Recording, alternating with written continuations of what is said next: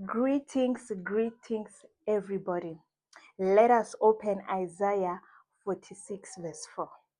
It says, "And even to your old age I am He, and even to gray hairs will I carry you. I have made, and I will bear. Even I will carry and will deliver you." God says, from the beginning, before even the conception of your conception, I have been there. I've carried you throughout conception, pregnancy, childhood, teenagehood, and I will still remain your God and be faithful in old age.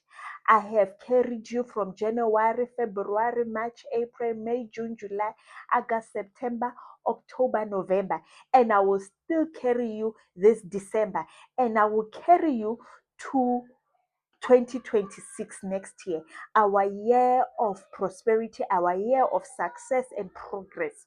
So, what I'm saying to you today is that don't look at what you didn't achieve this year. Look at what you have achieved this year. Look at the worst that could have happened to you, but God delivered you.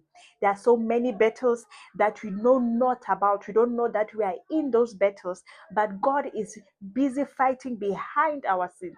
Behind the scenes, He's busy fighting. He's fighting for you. That's why He said, I will carry you in old age. I will deliver you. Stay blessed.